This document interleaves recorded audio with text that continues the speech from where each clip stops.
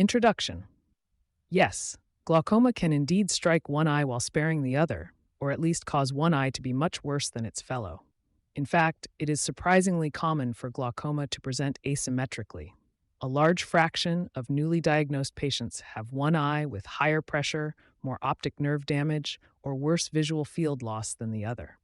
Indeed, even classic forms of glaucoma that are generally bilateral often begin or are detected in one eye first. Clinicians report that roughly 1 to 2/3 of patients show significant inter-eye differences in at least one measure at diagnosis.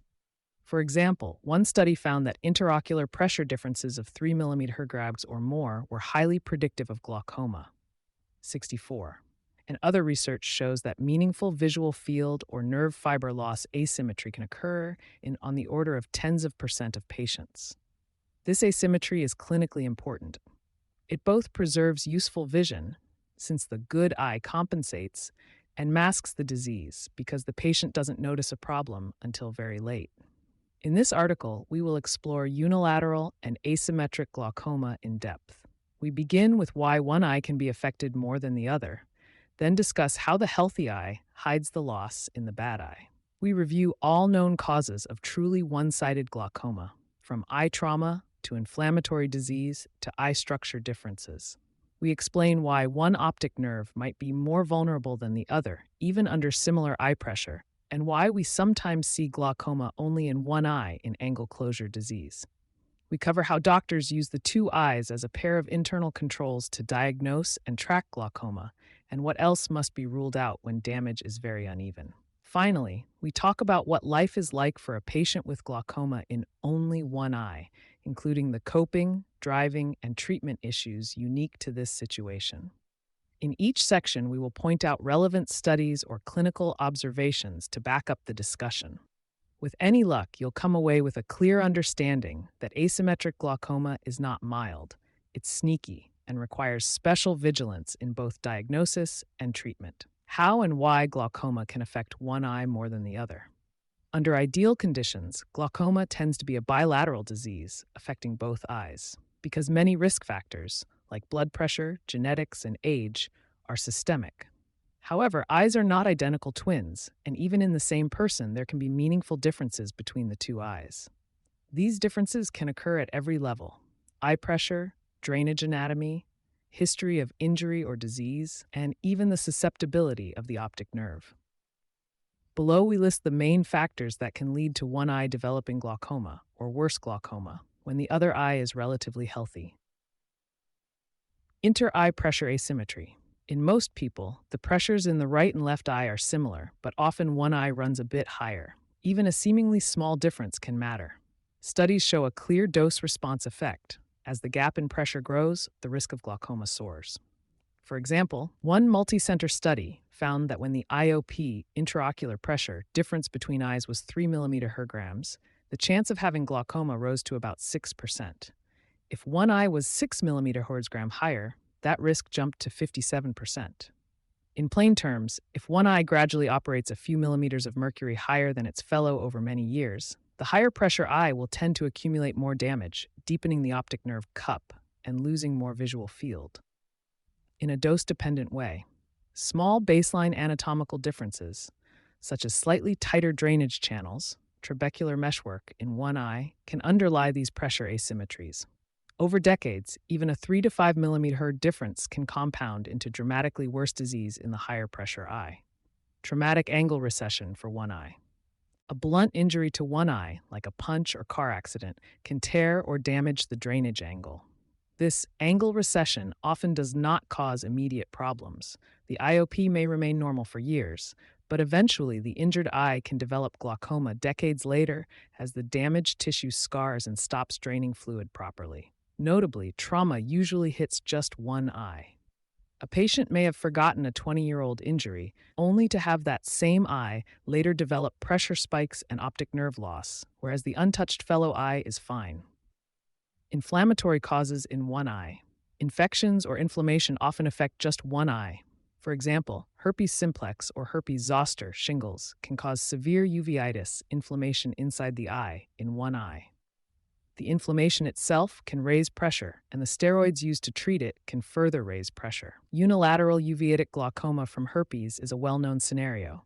Similarly, Posner-Schlossman syndrome, a recurrent swollen iris condition often linked to tiny herpes particles, typically causes repeated pressure spikes in one eye, leading to damage over time. Preglaucoma deposits in one eye. Some eye conditions deposit material in the drainage angle unilaterally. The classic example is pseudoexfoliation syndrome, PXF. Although PXF is fundamentally a body-wide disorder of elastin mishandling, it often appears to involve one eye first. Clinically, many patients are noted to have PXF material on the lens and iris of only one eye, while the other looks clear. Research suggests that even when only one eye shows fibrils by exam, both eyes may eventually have microscopic deposits. But clinically, one eye can sit years or decades behind the other. PXF elevates IOP by clogging the outflow pathways, so it can cause severe glaucoma in just one eye, while the other remains PXF-free or only mildly affected. Fuchs's heterochromic iridocyclitis.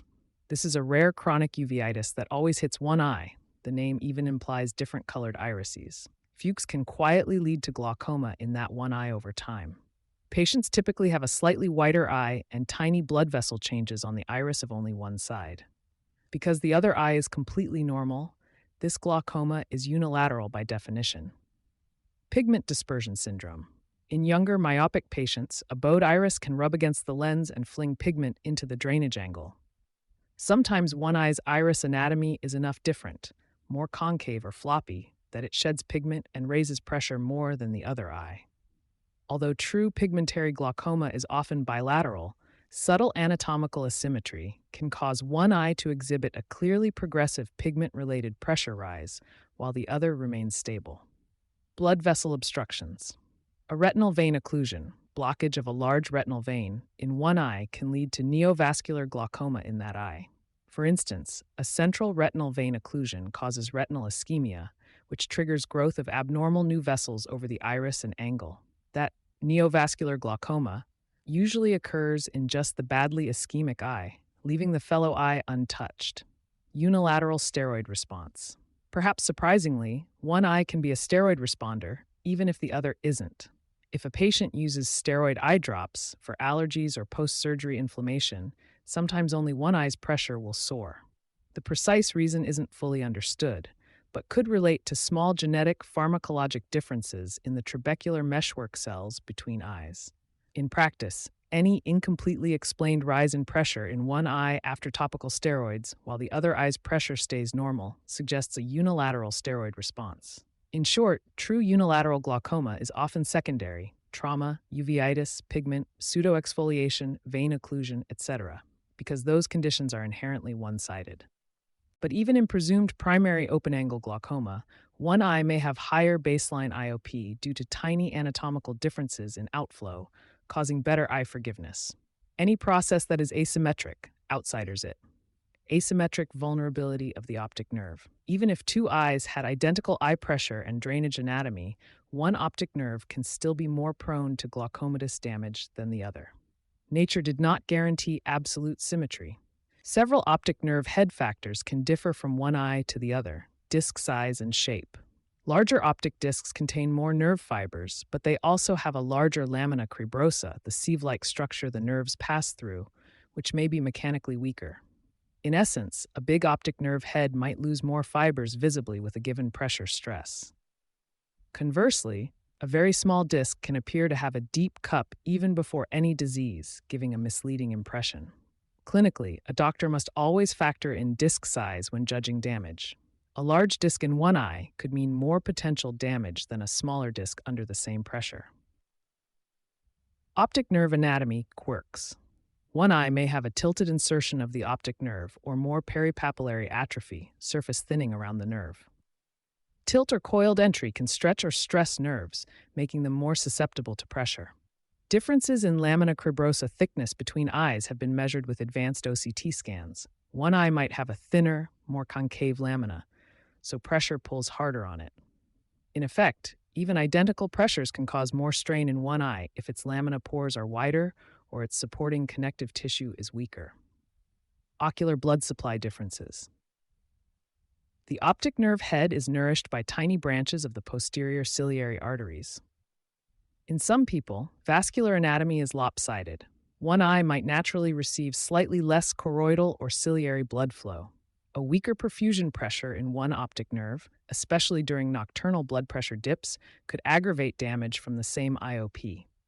While direct measurement in humans is tricky, ophthalmologists recognize that asymmetries in ocular circulation can exist. For example, one internal carotid or vertebral artery might branch differently, or cilioretinal vessels may supply only one eye. Sleeping position, the pillow hypothesis. Many glaucoma patients report sleeping habitually on one side. Recent studies noticed a correlation. Patients tend to have worse glaucoma on the side they sleep on 40. The theory is that lying face down or on one pillow repeatedly raises the pressure in that eye each night. Over years, that subtle nocturnal pressure elevation on the pillow side could lead to significant damage on that side. While research is ongoing, the idea is gaining traction. The side you sleep on may become the side with the worst visual field loss. One study directly interviewed patients about sleep position and found a significant link between preferred side sleeping and the worse eye field loss. In summary, even absent any other differences, two eyes in the same person are biologically not interchangeable. Subtle anatomical and vascular differences can make one optic nerve head a weak link, so that eye suffers more damage under the same disease process. Angle closure glaucoma, why one eye can attack. First, angle closure glaucoma has its own story of asymmetry. By definition, angle closure diseases stem from narrow or closed drainage angles, which often affects both eyes anatomically. However, in practice, the acute attack pattern and chronic progression can seem unilateral. Acute attack in one eye. Many patients wake up with an abrupt, painful red eye from angle closure in, say, the left eye. The right eye, at that moment, though similarly narrow in angle, has not yet equaled that pressure. It is essentially a ticking time bomb. In acute angle closure, the first eye to go pop usually does so while the other eye is still above the threshold. Ophthalmologists always treat the fellow eye prophylactically because its risk is so high, often nearly identical angle anatomy. A laser peripheral iridotomy, LPI, is typically done in both eyes. One eye to stop the attack and prevent further pressure spikes, and the other to prevent its own emergency attack. Even if the second eye appears normal at a given exam, it usually has equally crowded angles behind the scenes. Chronic asymmetric progression. In chronic angle closure, one eye may develop more synechia or lens thickening than the other, meaning one eye's angle gradually seals off more. Slight differences in lens tilt, iris insertion, or axial length can cause one eye to build pressure gradually while the other lags behind. Over years, one eye can end up with glaucomatous damage while the fellow eye still only has narrow angles but no field loss. Truly unilateral anatomical causes. Rarely, an acute angle closure can be truly one-sided due to a unique cause. Examples include an iris cyst or tumor on one side, or a small lens subluxation, partial dislocation in one eye pushing the iris forward. In those cases, only the affected eye has mechanical blockage. Another dramatic example is a posterior segment mass, like a ciliary body melanoma, pushing the iris of one eye forward. In all of these cases, the unaffected eye's angle is completely normal, so the glaucoma is one eye only. These situations are usually obvious once identified. For example, an ultrasound or scan finds the cyst or tumor. They require different management, often tumor removal or cyst drainage, not just standard glaucoma care, on that one eye. Diagnostic significance of asymmetry. When an eye doctor sees marked side-to-side differences in glaucoma measures, it immediately raises a diagnostic flag, red flag for secondary cause. Ophthalmologists are taught, if one eye is clearly worse than the other, think secondary glaucoma or other pathology before complacently calling it routine primary open-angle glaucoma. For instance, very asymmetric optic nerve cupping might prompt a doctor to check for an optic nerve sheath meningioma, pituitary lesion, or orbital mass affecting the worse eye. Similarly, if a patient has one eye with cupping and the other eye is completely healthy, the doctor will carefully ask about past trauma, steroid use, or uveitis that could explain a secondary cause on that side. Each eye as a control. A powerful diagnostic tool is simply comparing the two eyes at anatomy and function. The good eye often defines that patient's personal normal. For example, on OCT scans, the fellow eye's nerve fiber layers, retinal ganglion cell maps, and optic disc size are the patient's baseline. By overlaying maps of the two eyes, side-by-side OCT ganglion cell or nerve fiber analyses, an ophthalmologist can spot thinning in the worse eye, even if it is borderline. Small abnormalities that might not reach outside normal limits on one eye alone can become glaring when contrasted with the normal sister eye. In fact, software in modern OCT machines often allows mirror or asymmetry analysis to highlight where one eye is thinner than its counterpart, helping catch early unilateral glaucoma even before absolute thresholds are met. Excluding other causes of one-eyed damage. True asymmetric nerve damage mandates consideration of non-glaucomatous causes.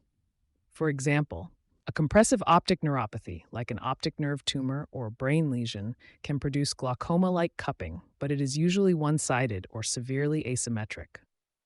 Studies show that when optic nerve cupping is pronounced but only affects one eye, neuroimaging is recommended. Anterior ischemic optic neuropathy, AION, a stroke of the optic nerve, often affects only one eye, the first eye usually, causing optic disc pallor and some cupping later on. Without attention, one might mistake this for glaucoma in that eye. But the clinical clues, optic nerve swelling during the event, altitudinal field loss, risk factors like giant cell arteritis, lead away from glaucoma. Optic neuritis, demyelinating optic neuropathy, typically hits one eye in multiple sclerosis and causes vision and color loss and can leave a pale optic nerve. Again, this must not be mistaken for glaucoma. Congenital optic disc anomalies. Some people are born with one nerve that looks abnormally cupped, e.g., coloboma, tilted disc, or congenital asymmetrical cupping. These are non-glaucomatous cupping that also must be distinguished. Because these other conditions require urgent treatment, e.g., neurosurgery or stroke workup, eye doctors take one-sided optic nerve damage very seriously.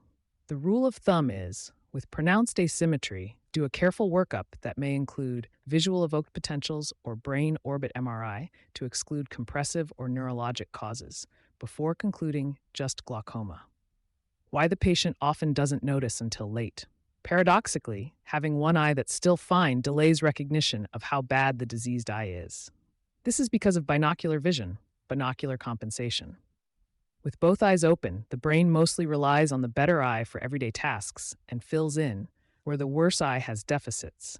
If one eye has a patchy field defect or blurred vision from glaucoma, the other eye can cover in just about all routine activities, driving, reading, walking, without the person realizing anything's wrong. The patient might still pass distance vision tests using the good eye and only fail the visual field test in the poorer eye. In other words, vision is functionally binocular, and the healthy eye masks the blind spots of the bad eye.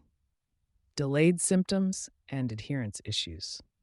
Because patients feel normal, they are often surprised to learn about significant damage. This creates a tricky situation. The patient might ask, if I can see just fine with both eyes, why do I need treatment? They have no pain and no obvious vision trouble. This can lead to poor adherence. They might skip drops or appointments because I feel okay. Unfortunately, glaucoma damage cannot be reversed, so by the time one good eye left sees trouble or double vision, it is too late for the bad eye. Driving in daily life. Legally, driving vision is often assessed by the better eye. If one eye still has good central acuity and a mostly full field, many patients continue to drive legally even when the other eye has advanced loss on its side. However, peripheral blind areas on the damaged side do reduce hazard detection. For example, a patient with right-sided glaucoma field loss might not notice pedestrians or cars approaching from the right as quickly, even though central vision is fine. This poses safety risks that are not obvious to the patient. Likewise, jobs requiring wide field vision, like piloting or some heavy machinery, can be compromised by one-sided field defects, even if the patient sees well in a static eye chart sense. Anxiety and psychological burden. Patients eventually do recognize that one eye has sunk into a deep problem while the other is a lifeline. This creates a unique anxiety. My good eye is all I have. They often become very motivated to protect the healthy eye, but that carries its own stress. People may become hypervigilant, fearing that even a minor eye injury or illness could suddenly leave them blind. Living with asymmetric glaucoma imposes a psychological burden above and beyond symmetric disease, because the patient knows the gulf between the eyes is huge. Counseling and support can be important, since anxiety itself can lead patients to abandon life-enriching activities out of undue fear of their condition. Management considerations for one-eyed glaucoma. Treating glaucoma is always about risk versus reward, and this becomes more complex when only one eye is at immediate risk. To treat or not to treat the fellow eye. If one eye is significantly damaged and the fellow eye looks totally normal, maybe only mild ocular hypertension or suspicious anatomy, do we act on it? Opinions vary. Pros of treating the good eye. Some doctors advocate low-level prophylactic therapy for the less affected eye, especially if pressures are high normal or optic nerve is borderline, because the second eye has a higher than average risk of conversion. The rationale is preventive. Lower its pressure and possibly delay or prevent any damage. Since every patient's future risk of bilateral disease is essentially 100%, some feel both eyes should be protected. Cons of unnecessary treatment. Others caution that dropping medication into a healthy eye has downsides. Cost, inconvenience, side effects, red eye, allergy, systemic absorption, and the psychological burden of taking medicine for a disease I don't have. If the normal eye has truly no sign of disease and normal pressure, immediate treatment might not change the outcome and could undermine quality of life or adherence. Many doctors will watch the fellow eye very closely instead, adding therapy only if it shows any sign of progression. The decision is individualized. Factors include how high the better eye pressure is, whether any optic nerve thinning is already present, and patient preference. Shared decision-making is key. Setting separate target pressures. In asymmetric cases, each eye often has its own target IOP goal. The damaged eye's target must be very low so as to slow its progression. It already has damage. The good eye's target might be more moderate, aiming just to prevent any future damage. For example, an eye with moderate glaucoma may have a goal IOP of 15 mmHg, whereas the unaffected eye might have a goal of 18 mmHg. This means the doctor will fine-tune each eye's drops or schedule differently. Using one eye as a barometer for progression, the relatively healthy eye serves as a control. If at follow-up one notices new thinning or field loss in the once normal eye, it suggests the underlying disease or systemic factors have worsened. For instance, if years later the previously good eye begins to show nerve fiber loss despite treatment, that signals it is probably beginning its glaucomatous journey. This would prompt the physician to tighten therapy in both eyes or seek new causes. In practice, an asymmetric pair is monitored more critically. Any change in the better eye is taken very seriously as an early warning sign.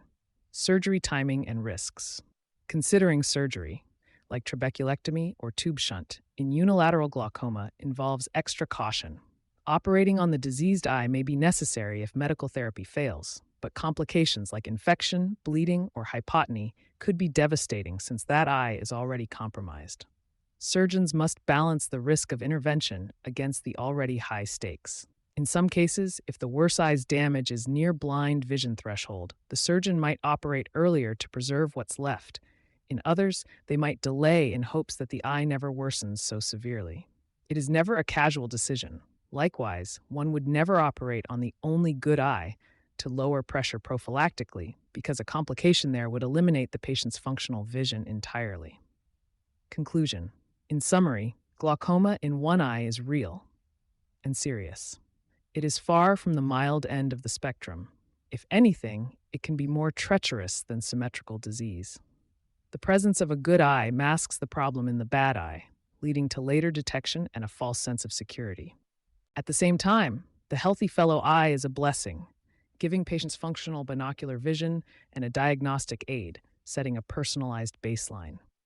Patients and doctors alike should remember that an eye that sees okay cannot be taken for granted in unilateral cases. Rigorous monitoring of both eyes is essential, and therapy must be tailored eye by eye. If only one eye has detectable glaucoma today, it means the other eye is on notice. The core message is, always protect the healthy eye with as much vigor as the bad eye. Only by vigilant care of both eyes can we prevent the ultimate disaster of sequential bilateral blindness. All links to sources are available in the text version of this article.